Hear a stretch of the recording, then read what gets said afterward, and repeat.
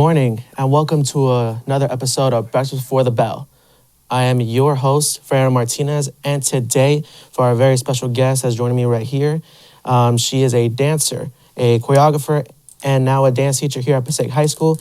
Miss Beckley, welcome to the show. Good morning, Fernando. How are you today? I'm doing great. I'm just happy to be here and to say good morning to all the PHS students. Well, before we get to our interview real quick, a quick word from our sponsor, La Flor de Puebla. La Flor de Puebla is a family-running business that consists a lot of desserts. I mean, a lot of conchas, cookies, what else? Muffins, and many other desserts that I can think of the top of my head that maybe we may not have enough time for this show. If you guys are looking for your desserts, please check out La Flor de Puebla at 174 Market Street. So, Miss Beckley, we're just going to basically just have a conversation. We're going to break down some bread and just, have an ordinary conversation like normal people. So I want to start with start off this question. Where did you grow up from? I grew up in Randolph, New Jersey. It's actually about 25 minutes from Passaic. It's in Morris County. So actually not that far away. How long have you been teaching in the Passaic Schools District? Yeah, so I've been teaching in Passaic for about, I guess this is my 5th year. I just became a tenured teacher this year. Very exciting to be like a permanent fixture in the community. I know a lot of teachers, sometimes they always have their main focus is like teaching and stuff. And sometimes when they have when they do their hard work, they want to, have their own time. So I do want to ask you this is what is something you like to do during your free time when you have the chance? Yeah, that's a great question. So I had a child a year and a half ago, so I don't have a ton of free time, but I love spending time with my daughter, Gwen. When I do have free time, I like to dance for me. I'm trying to do a better job of dancing that isn't, working on choreography or stuff that I'm going to teach you guys, but stuff that feels like just kind of what I want to do. Not like I don't want to do everything I'm doing for you guys, but maybe I'll go and take a ballet class or a modern class or a hip hop class, or I'll do some yoga, or I do love being outside. I love going for walks and being in nature. So, yeah. Before we slide into the education part in a little bit, I want to ask you just one simple question. What is your favorite day of the week? My favorite day of the week? Gosh, anyone who doesn't say, like, Friday, I feel like there's so much anticipation for the weekend. Like, obviously, Saturday is a great day because you're actually off and enjoying yourself. But I think, like, Friday, you feel that anticipation and excitement of the weekend coming ahead. So that's probably my favorite day of the week. So basically, you're saying that any day is your favorite except for Fridays? No, Fridays are my favorite. Fridays are your days? Yeah. And then I guess the second favorite would be, like, the weekend.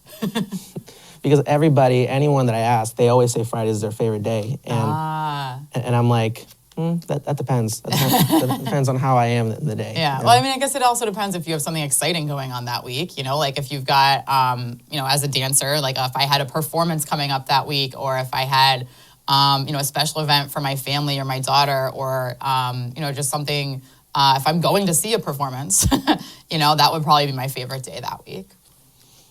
That's a nice answer. We're going to slide into the education portion of this. I do want to ask you, because like you said, you've been a dancer, you performed for a few performances. What sort of made you want to transition from being a dancer to now teaching dancing? Yeah, so it's funny you asked that because I was actually quoted in the Journal of Dance Education, did an article on teachers many years ago, but I just remember they were looking for quotes, and so I thought to myself, like, what are the reasons that I want to go into teaching? And I thought about it a lot, but, in a succinct quote, what would I say? And while I loved performing, I felt like I could reach more people more directly via teaching. And so I love being on stage and I love dancing for an audience.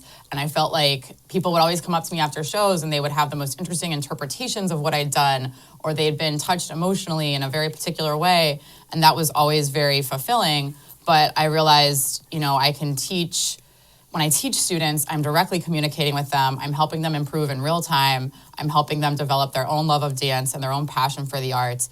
And that was what did it for me. And it's funny because someone asked me a couple days ago, somehow I came up like, how many people do you think you've taught? Because I'm getting to the point now where some of my students from back in the day are now teachers themselves, or they're having their own children or what have you. And I was like, oh my God, it must be like in the thousands at this point, because though I've been at Passaic for only 5 years, I've been teaching in dance studios or just, dance settings since, I guess, 2008. So that's a longer time than maybe I'd like to admit, but it's kind of exciting when I think back about just like the aggregate, the like sheer amount of people that I've hopefully got to inspire and educate. That's actually really interesting, because a lot of times when I go to dance performances, or I see because my sister used to do ballet, and I would keep asking her like, how do you do this through a short amount of time? And she goes, all you have to do, dude, is just practice, and that way you'll be able to do it. Because she's been doing this since I want to say probably middle school, and stopped doing it on certain reasons because pandemic. Yeah, that makes it hard. I wanted to say something about what you just said, that I think people are so intimidated by dance and so many other art forms, and they look at people that are performing or playing a musical instrument or what have you, and they're just like, how did that happen? And my big message to all the students at PHS is literally to just show up, because I have so many dance students in my class that didn't necessarily choose to be there, and just by the way scheduling works or whatever, they end up in my class and they're like, I don't know if I can dance, I don't know how much I like dance. And I would say with anything that you're maybe a little on the fence on or you're not super confident with, you just got to show up and put in the effort. And that effort's going to vary from day to day. Some days I come in and it feels like I'm dragging, or other days I come in and I'm really excited. And to just keep that consistency going, it's crazy because you don't always see it in the moment, but then you look back and you're like, wow, look at all the progress I've made. Like, look at all the skills I've learned. And I try to show that to my classes sometimes. Sometimes people are like, oh, I'm struggling with this step. And I'm like, wait a minute, guys, let's look at all the different choreography we've learned this year, all the different skills. And then it's like, oh, we've made a lot of progress. We just showed up, we put in the effort, and here we are. So.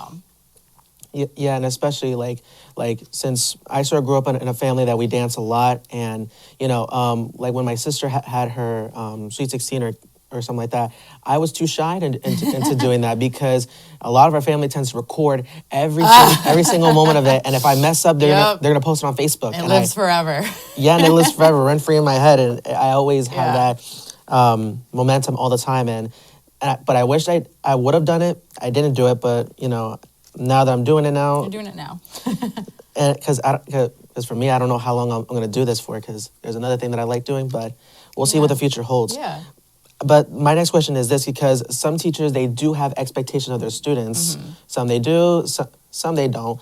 But what are your expectations with your students, from every start of the school year? Oh, my expectations. I think it's kind of what I just said in some regards, to just show up and put in the effort, because then I can work with the student,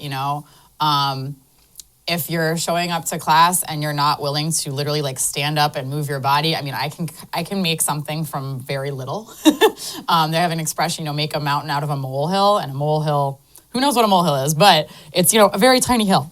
And so if I have students coming in and they're, really struggling, they're having a hard time, but they're standing up, they're doing something, maybe the movement is this, right? And I've got a kid who's I can still work with that. If I have a kid who's just standing there and just staring at me, it's tough, right? And so I really try to just connect with the students, find out whatever it is they're interested in. I have a student in my 9th period class, I won't say who, but they're a little shyer when it comes to dance, but I talk to them a lot.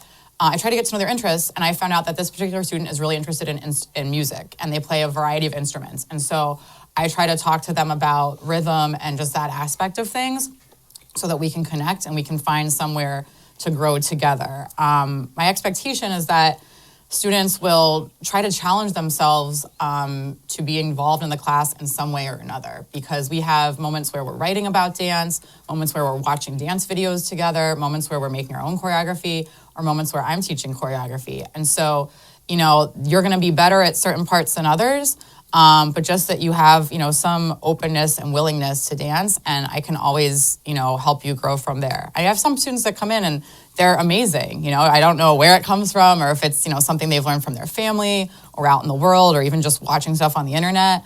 And I'm happy to help them excel as well. But just, that effort is what really counts. That is really sort of relatable because a lot of kids, they don't show a lot of, they don't put in a lot of work, at least when they don't try. And that's what sometimes a little bit frustrates me, but I don't know. Well, one thing I would say about that is that's why, as I said before, it's so important for me to show students how their effort equates to actually learning things. Before I was at Passaic High School, I did some student teaching at High Tech High School, which is now in Secaucus. It used to be in North Bergen. And I worked with musical theater students there. And so they actually didn't have a theater teacher the whole fall. And so even though I was there to kind of shadow and work with the dance teacher, I kind of became their musical theater dance teacher for these theater kids.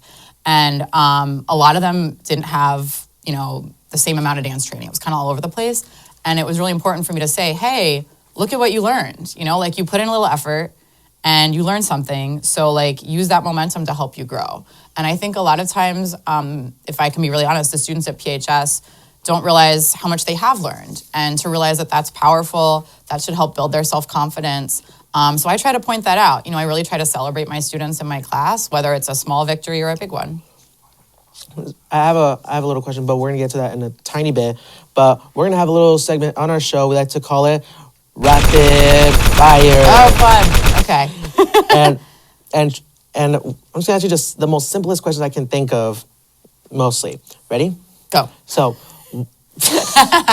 okay. So, what is your favorite season of the year? Summer. Okay. What is your dream vacation to any destination in the world? Any destination. I gotta go quickly on this one. Oh my gosh. How do I not know? Thailand. Sorry, I've been a lot of cool places actually. It's hard to think of a new one. Online shopping or in-person shopping? In person. Unpopular opinion, but true. Famous celebrity you like to, have a conversation with, dead or alive? Beyonce? Yes. Favorite city to perform in? Ooh, I had my performing career in Chicago, and I'd love to go back there and perform again. People really love dance there. It's a really great art city. Those are valid answers for a rapid fire. That's nice. But just a little follow-up question before we run out of time.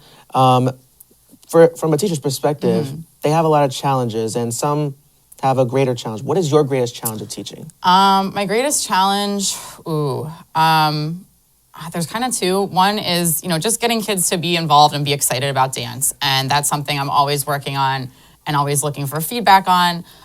The other challenge is just trying to grow my program. Right now, we only have one level of dance at PHS. So students out there, if you're in my class or you're interested in dance and you want something that's a little more advanced, we put in a proposal to get a second level.